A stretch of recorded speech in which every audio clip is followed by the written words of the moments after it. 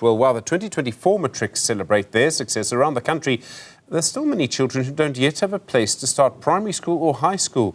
We understand there are 7,000 children in Mpumalanga that don't have a place yet. Eastern Cape officials say they have 1,000 children who are unplaced. The Western Cape says it needs to find spaces for 2,000 children. Professor Rouaan Maarman is the Deputy Dean of Research and Postgraduate Studies in the Education Faculty at the University of the Western Cape. Professor, good afternoon to you. This conversation has become almost a ritual every year. It seems there are still very high numbers of children that don't have places. Are we seeing any improvements in how children are being placed in primary and high schools around the country? Good afternoon, Stephen, and your viewers. Yes, it's a big problem for me. I think nobody wants to start a school year like this, very unsure and with high levels of anxiety.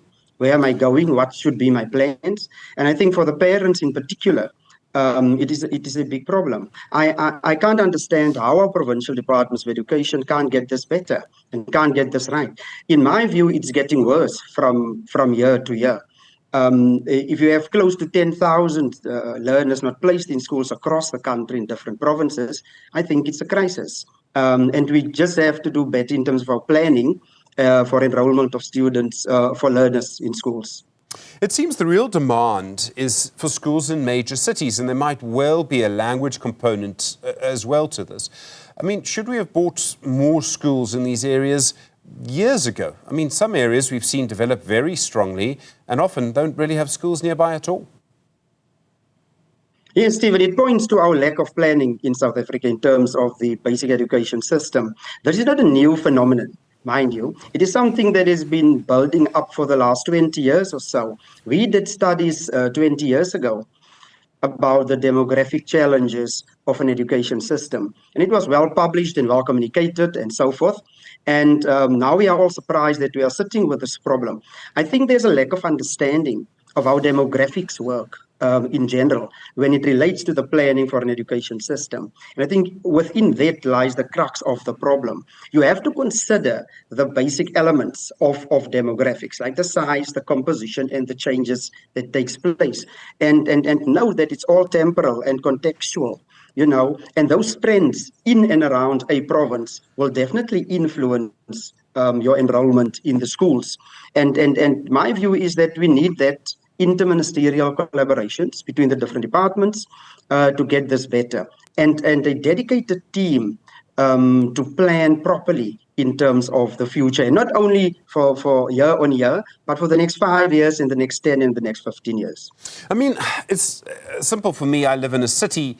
I kind of want to think that the real migration story is people are moving from rural areas to cities, and therefore we just need a lot more schools in the cities. Is it that simple? No, definitely not. You know, schools have particular needs. If we talk high schools or all schools, you have language needs, as you've indicated earlier. But when you move into high school, you need subject combinations, right? And that differs year on year. So you can't necessarily predict necessarily what's going to be the subject combinations we are offering in a particular school, in a particular area 3 years from now. And within that lies the problem, that we need to be able, in an education system per district, be able to plan this better and say children can be marshaled into certain schools for certain reasons where their needs are attended to. And if we don't do that, we will have trouble placing learners, because everything plays into it. So our social life in terms of where we live, where we work, how we're going to travel on a daily basis, who's going to look after the learners after school and things like that for households plays into all this planning. But I'm sure that our schools in particular and our schools management teams understand this phenomenon well. But it's the connection and the communication between our schools and their needs and the provincial departments and the district leaders of the system where I think that conversation is not taking place properly. There are all sorts of arguments, and you'll be aware of this, around sort of admissions policies as well. We've seen the arguments around the Basic Education Laws Amendment Bill, the Bella Act talks about language, for example. And it seems to me that this really gets to the heart of a role that schools, and maybe more primary schools than high schools, can play within communities. They're often the basis of a community. I sometimes wonder if we forget how important primary schools are to communities. People meet friends there, they make friends there. Children meet people unlike themselves for the first time. That's a really important role in a country as diverse as South Africa. Oh, definitely. And don't forget the setup or the foundations of your academic life moving forward, or school life moving forward. So you've alluded to the social part of it, but also the academic part of it. In South Africa, we have a dilemma currently, and I don't think we are talking about that. Certain schools have the means, school communities have the means to appoint more teachers. Therefore, they can offer more subject combinations. They can offer more sport and extramural activities to learners, while others are really lacking. Now, I see there's a positive message coming out from governmental officials and the national minister, as well as some of the premiers that I've listened to the last few days and yesterday, is to provide all our schools with the necessary infrastructure to deliver for our learners and to create for them a rich educational and social experience. And that is where South Africa needs to move into, because there's such a big difference between certain school communities that you can't believe it's in the same country, or it is both public schools. And I think that conversation is very important. My problem is the fact that we don't allocate budget for all of this. If a country has this particular need, and we all know it because we see the youth unemployment in South Africa for a long time now, we have to budget accordingly and ensure that those resources are in place at a lower level of schooling, like you say, in the primary schools already. And then in the high schools, so secondary schools, the fruits will be bared there.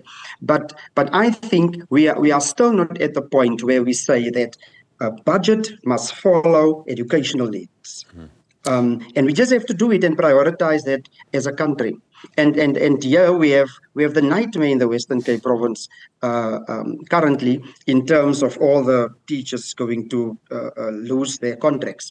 It will have a big impact on the schools and the lived experience of our learners. Different provinces have different admissions systems. So Gauteng does it online, other provinces do it in different ways. Is it possible to say, is there any one province that is doing it particularly well or particularly badly in terms of their policies and the actual outcomes? And I realize that that would be a huge piece of research to conduct. Yeah, I'm not sure, Stephen, because we hear these stories and these challenging stories from all the provinces. I think as soon as they've moved, or the DBE has moved towards a centralized provincial placement or enrollment platform, I think it became overwhelmed, because there were not proper research done on how such a system should work and how it should be managed and maintained, and improved on an annual basis to ensure everybody is covered in terms of school placement. So I'm not sure any of the provinces are doing well in that space. I read a story yesterday about a mother whose 7-year-old had to stay out of school for 4 months in the beginning of last year. And that is just unacceptable for a country like ours.